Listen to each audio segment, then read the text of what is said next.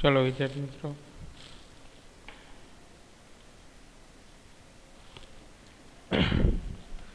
ધોરણ 11 સાયન્સમાં chapter number 6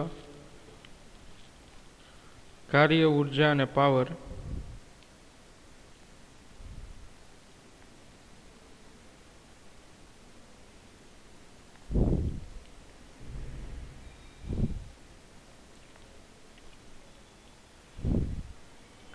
તો વિદ્યાર્થી મિત્રો, કાર્ય ઉર્જા અને પાવરમાં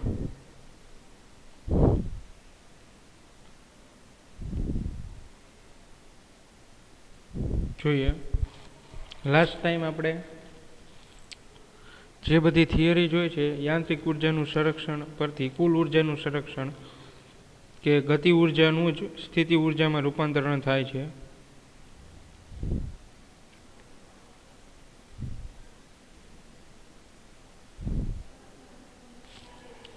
તો એ જ ટોપિકમાં આપણે આગળ વધીએ.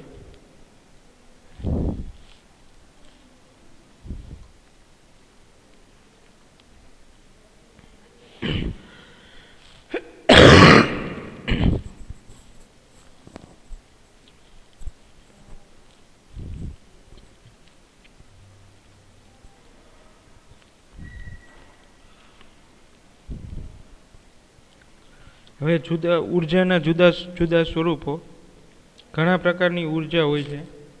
એમાંની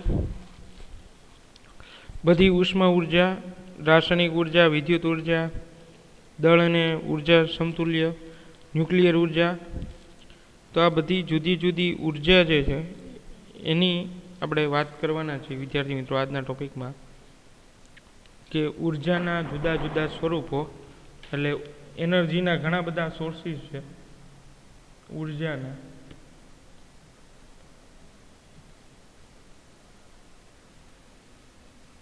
જુદા જુદા સ્વરૂપો.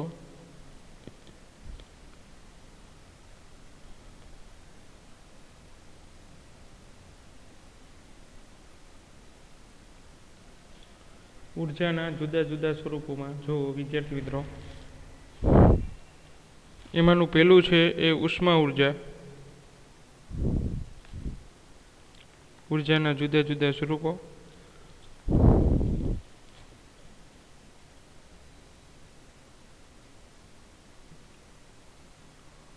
પહેલું ઉષ્મા ઉર્જા.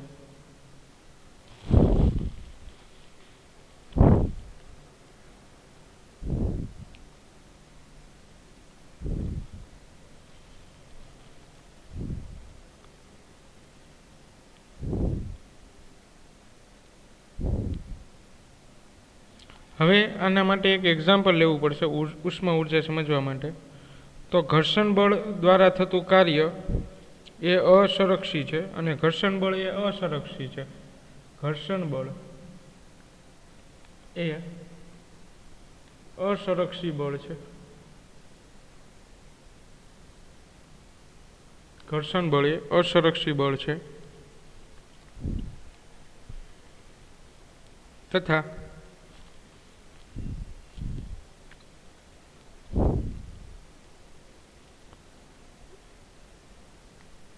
ખડબચડી સપાટીવાળા સમતલ રસ્તા પર, હવે એનું એક એક્ઝામ્પલ જોઈએ છે.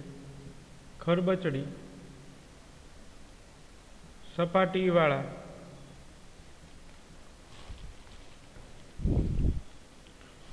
સમતલ પર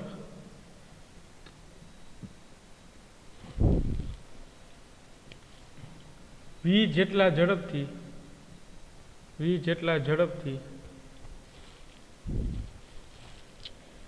સરકતો એમ દળનો બ્લોક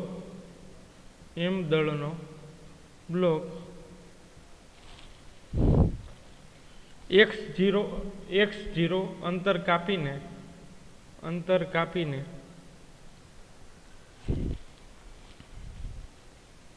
સ્થિર થાય છે. સપોઝ કોઈ એક એમ માસનો બ્લોક છે એ ખડબચડી સપાટી પર v જેટલા ઝડપથી ગતિ કરીને એ x0 જેટલું સ્થાનાંતર કરે છે. હવે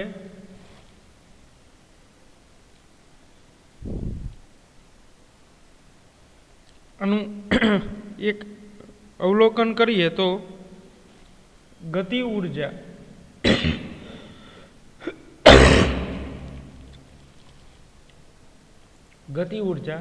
ઘર્ષણ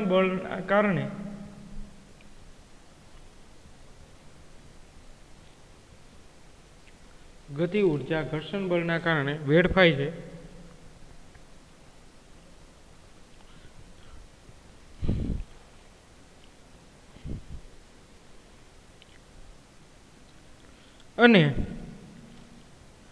અને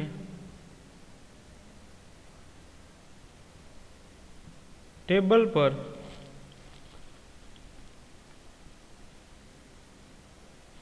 રહેલો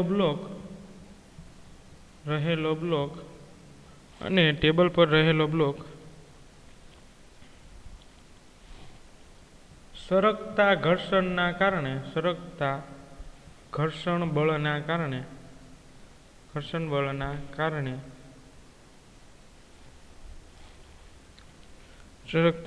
બળના કારણે બ્લોક અને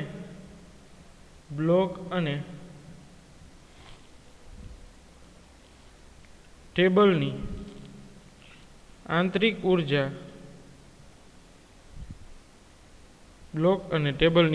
ઉર્જામાં વધારો થાય છે અને તેના લીધે તાપમાન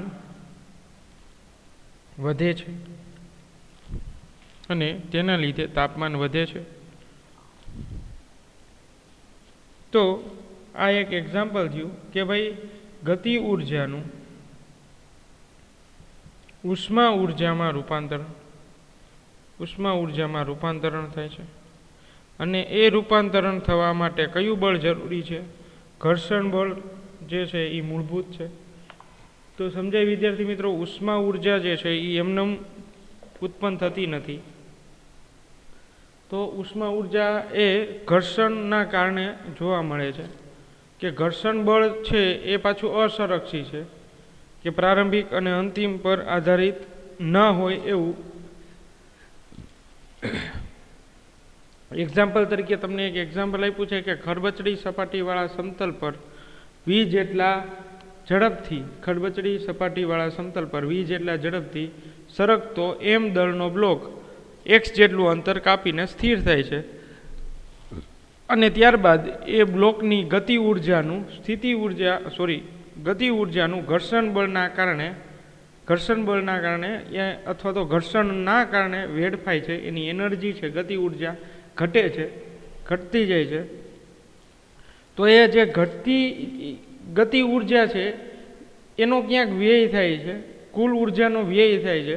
તો એ વ્યય છે એ ઘર્ષણના કારણે ગતિ ઊર્જા ઘટે છે, અને જે વ્યય થાય છે એ કોઈ m માસના બ્લોકની આંતરિક ઊર્જામાં વધારો કરે છે. અને એ આંતરિક ઊર્જામાં વધારો થાય એટલે એ ગતિ ઊર્જાની જે ઘટાડો છે, ગતિ ઊર્જા ઘટે છે, એની એનર્જી તાપમાનના સ્વરૂપમાં બદલાશે. તાપમાન જે છે એ વધશે સપાટી પર.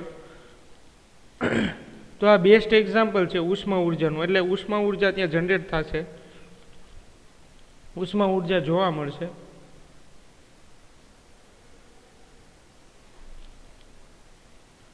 ચલો સમજાય વિદ્યાર્થી મિત્રો?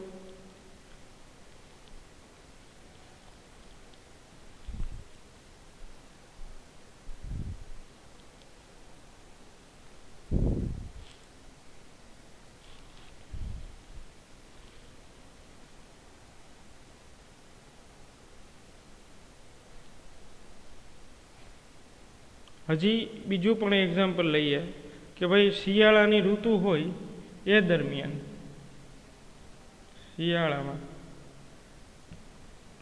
શિયાળાની ઋતુ હોય એ દરમિયાન શિયાળામાં ઠંડીના કારણે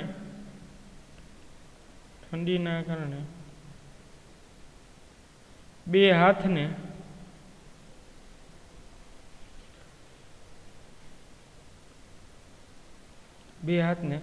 ઘર્ષણ દ્વારા ઉષ્મા ઉર્જામાં રૂપાંતરણ થાય છે. તો આ પણ બેસ્ટ એક્ઝામ્પલ છે કે ઠંડીના કારણે બે હાથને આપણે ઘસીએ તો ઘસવાથી ઘર્ષણ ઉત્પન્ન થાય છે અને ઘર્ષણ દ્વારા એ શેમાં રૂપાંતર થાય છે? ઉષ્મા ઉર્જામાં. એટલે આવું તો ઘણીવાર આપણે કરેલું પણ છે કે શિયાળાની ઋતુમાં બહુ જ ઠંડી હોય ત્યારે બે હાથને જે છે એ ઘસવાથી બે હાથ વચ્ચે ગરમી ઉત્પન્ન થશે અને એના કારણે જે છે એ ઠંડી જે છે એ આપણને ઓછી લાગે છે. પણ અહીંયા આપણે ભૌતિક વિજ્ઞાન સમજવાનું છે કે ઉષ્મા ઉર્જાનું કે ઘર્ષણના કારણે જે ગતિ ઉર્જામાં ઘટાડો થાય છે એનો ઉષ્મા ઉર્જામાં આપણે રૂપાંતરણ થઈ શકે છે. ચલો વિદ્યાર્થી મિત્રો, હવે ઉષ્મા ઉર્જા કમ્પ્લીટ થયા બાદ રાસાયણિક ઉર્જા.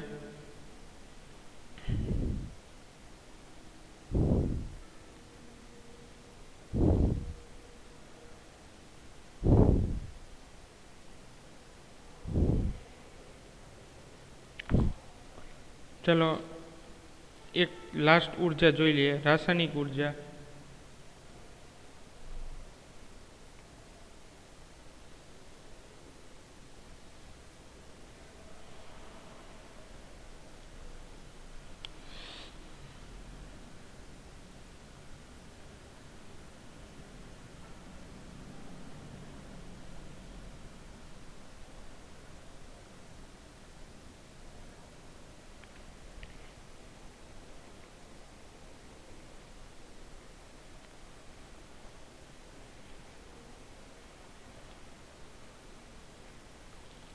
ચલો રાસાયણિક ઉર્જામાં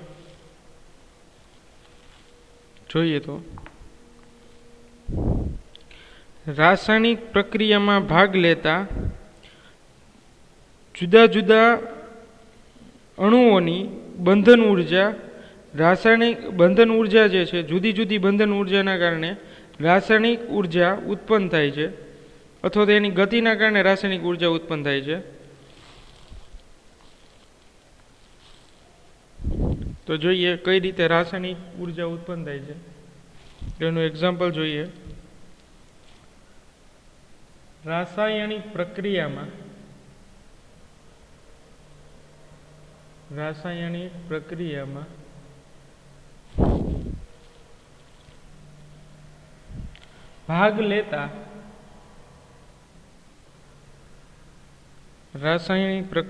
ભાગ લેતા અણુઓની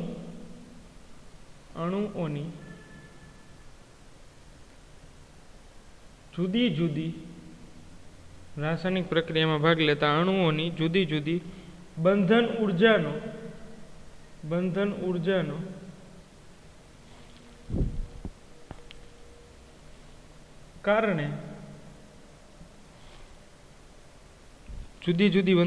કારણે રાસાયણિક ઉર્જા ઉત્પન્ન થાય છે. સમજાણું વિદ્યાર્થી મિત્રો? રાસાયણિક પ્રક્રિયામાં ભાગ લેતા અણુઓની જુદી જુદી બંધન ઉર્જાના કારણે રાસાયણિક ઉર્જા ઉત્પન્ન થાય છે.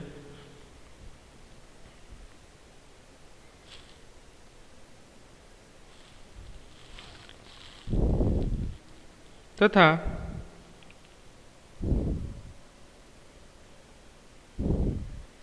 રાસાયણિક પ્રક્રિયા મુખ્યત્વે કોના પર આધારિત છે? તો કે પરમાણુઓના પુનઃ ગોઠવણી અથવા તો પુનઃરચનાના કારણે જોવા મળે છે. અને એ રાસાયણિક ઉર્જા એ વાસ્તવમાં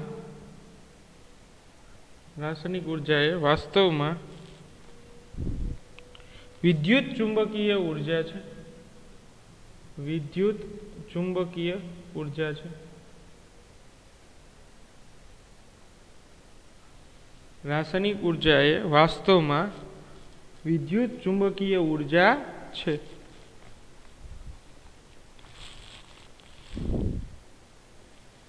તથા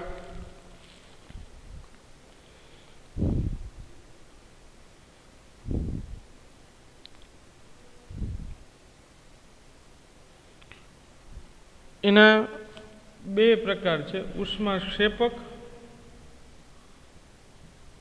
અને ઉષ્મા શોષક પ્રક્રિયા. એટલે ઉષ્માક્ષેપક પ્રક્રિયા રાસાયણિક ઉર્જામાં બે પ્રક્રિયા છે મુખ્યત્વે. એમાં પેલું છે ઉષ્માક્ષેપક.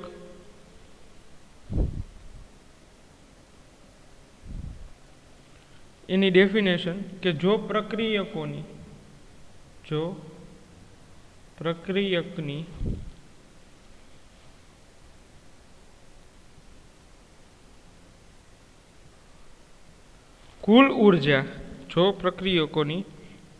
કુલ ઉર્જા પ્રક્રિયાની ઉપજોની ઉર્જા કરતા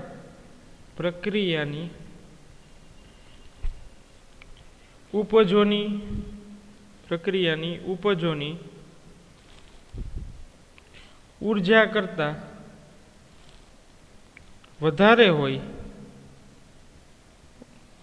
ઉપજો કરતા વધારે હોય તો ઉષ્મા મુક્ત થાય છે.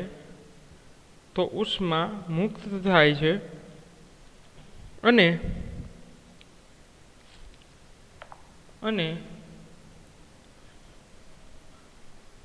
ઉષ્મા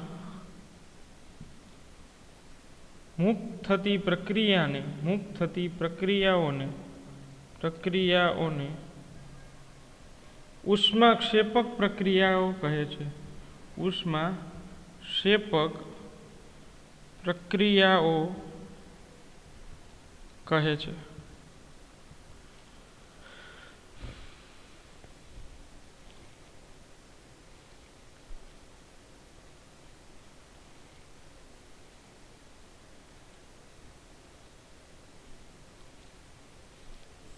ચાલો સમજાણું વિદ્યાર્થી મિત્રો.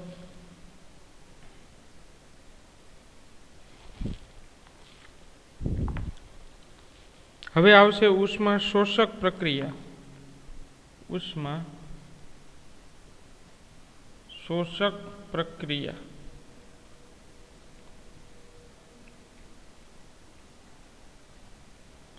જો વિદ્યાર્થી મિત્રો ઉષ્માક્ષેપક પ્રક્રિયા તો થઈ ગઈ કે જો પ્રક્રિયકોની કુલ ઉર્જા પ્રક્રિયાની ઉપજોની ઉર્જા કરતાં વધારે હોય તો ઉષ્મા મુક્ત થાય છે. અને ઉષ્મા મુક્ત થતી હોય તો એવી પ્રક્રિયાઓને ઉષ્મા મુક્ત થતી હોય, આ ખાસ યાદ રાખજો, પ્રક્રિયાને ઉષ્માક્ષેપક પ્રક્રિયાઓ કહે છે. ત્યારબાદ આવશે ઉષ્મા શોષક પ્રક્રિયા. વિદ્યાર્થી મિત્રો એની ડેફિનેશન આનાથી વિરુદ્ધ છે. જો પ્રક્રિયકોની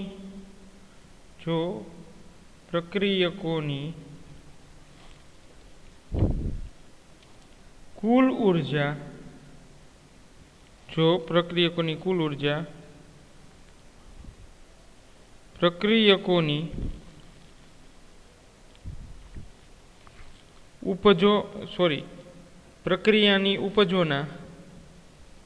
પ્રક્રિયાની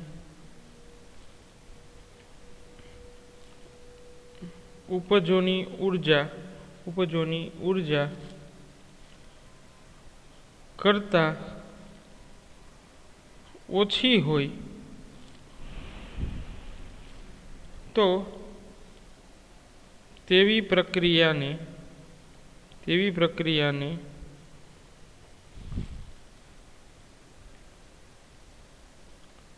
ઉષ્મા શોષક પ્રક્રિયા કહે છે.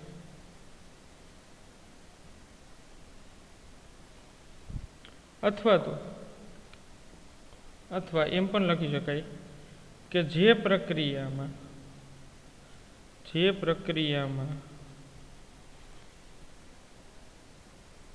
ઉષ્માનું શોષણ થતું હોય થતું હોય, જે પ્રક્રિયામાં ઉષ્માનું શોષણ થતું હોય તેવી પ્રક્રિયાને ઉષ્મા શોષણ પ્રક્રિયા કહે છે. ઉષ્મા શોષણ પ્રક્રિયા કહે છે. ચલો વિદ્યાર્થી મિત્રો, આ આખું ઉષ્મા ઉર્જાનું જે છે એ સમજી લઈએ. રાસાયણિક ઉર્જાની પ્રક્રિયામાં ભાગ લેતા અણુઓની જુદી જુદી બંધન ઉર્જાના કારણે જ રાસાયણિક ઉર્જા ઉત્પન્ન થાય છે, અને રાસાયણિક ઉર્જા એ વાસ્તવમાં વિદ્યુત ચુંબકીય ઉર્જા છે. પછી ઉષ્માક્ષેપક પ્રક્રિયા, તો કે જો પ્રક્રિયકોની કુલ ઉર્જા પ્રક્રિયાની ઉપજોની ઉર્જા કરતાં વધારે હોય તો ઉષ્મા ઉર્જા મુક્ત થાય છે. એટલે ઉષ્મા મુક્ત થતી હોય એવી પ્રક્રિયાને વિદ્યાર્થી મિત્રો કેવી પ્રક્રિયા કહે છે? ઉષ્માક્ષેપક પ્રક્રિયાઓ કહે છે. યાદ રાખજો. અને ઉષ્મા શોષક પ્રક્રિયા, તો કે જે પ્રક્રિયકોની કુલ ઉર્જા પ્રક્રિયાની ઉપજોની ઉર્જા કરતાં ઓછી હોય તેવી પ્રક્રિયાને ઉષ્મા શોષક પ્રક્રિયા, અથવા તો એવું પણ કહેવાય કે જે પ્રક્રિયામાં ઉષ્માનું શોષણ થતું હોય તેવી પ્રક્રિયાને ઉષ્મા શોષણ પ્રક્રિયા કહે છે. તો આટલું તમારે ખાસ લખી લેવાનું છે વિદ્યાર્થી મિત્રો, અગત્યનું છે. એટલે તમારે ખાસ આ મેઇન પોઈન્ટ છે એ લખી લેવાના છે.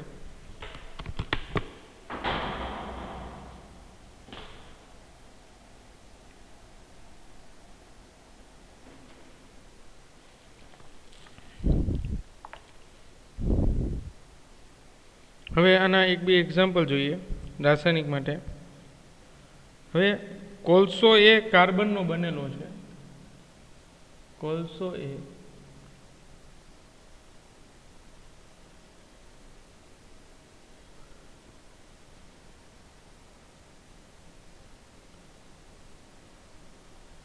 કોલસો એ કાર્બનનો બનેલો છે, અને તેના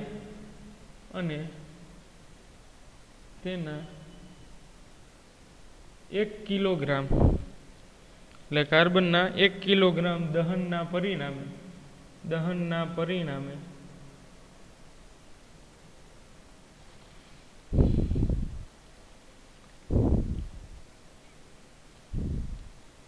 3 ગુણ્યા 10⁷ જૂલ, 3 ગુણ્યા 10⁷ જૂલ ઉર્જા મુક્ત થાય છે.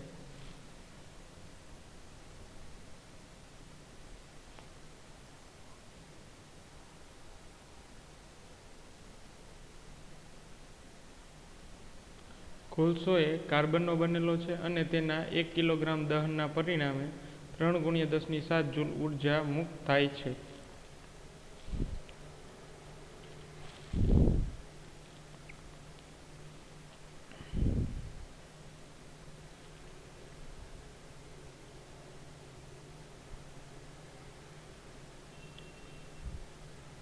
તો વિદ્યાર્થી મિત્રો, કોઈ રાસાયણિક જે છે પ્રક્રિયા દ્વારા તમે આટલી ઉર્જા મેળવી શકો છો, 3 ગુણ્યા 10⁷ જૂલ જેટલી. હવે આ ઉર્જા જે મુક્ત કરે છે, તો ઉર્જા મુક્ત કરે તો કઈ પ્રક્રિયા થશે વિદ્યાર્થી મિત્રો? ઉષ્માક્ષેપક પ્રક્રિયા થશે. કઈ પ્રક્રિયા થશે? ઉષ્માક્ષેપક પ્રક્રિયા થશે.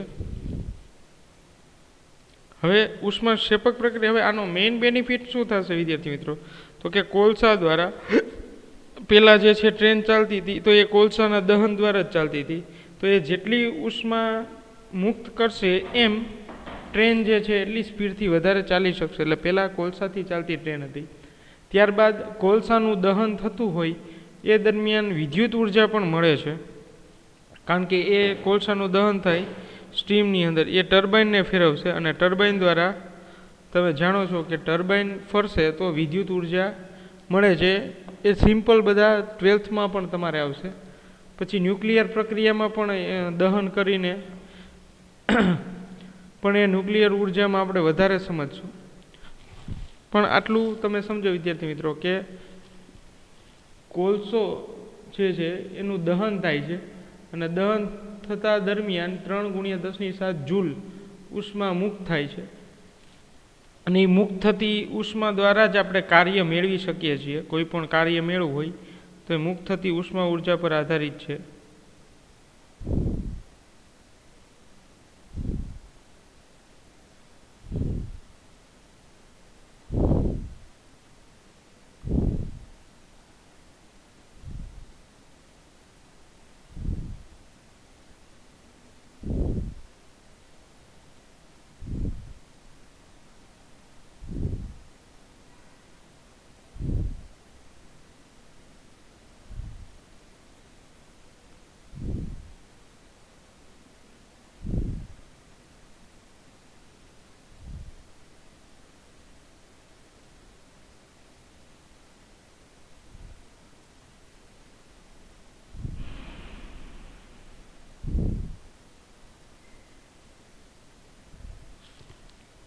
ચલો વિદ્યાર્થી મિત્રો, ત્યારબાદ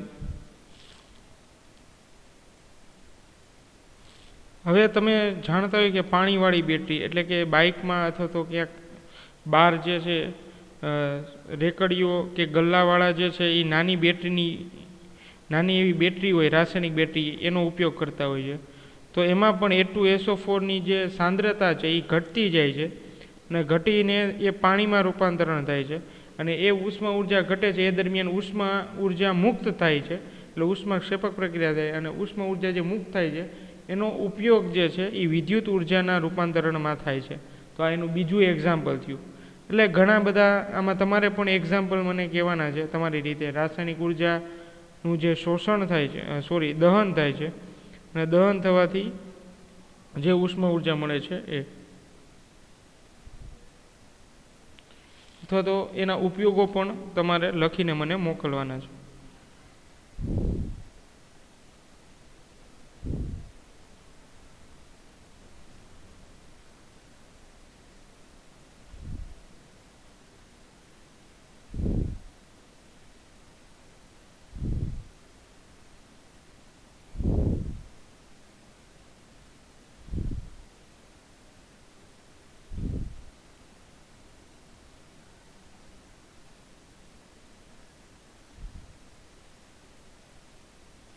ચલો વિદ્યાર્થી મિત્રો, તો નેક્સ્ટ લેક્ચરમાં આપણે થોડું આગળ જોશું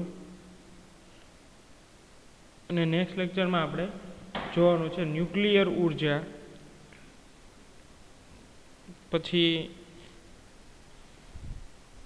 દળ ઉર્જાનું રૂપાંતરણ, જે આલ્બર્ટ આઇન્સ્ટાઈનની થિયરી છે E=Δ વાળી.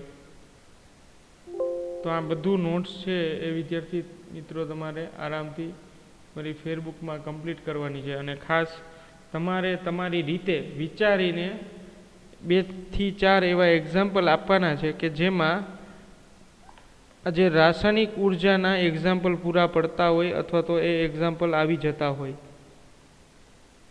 ચલો વિદ્યાર્થી મિત્રો, સમજાય?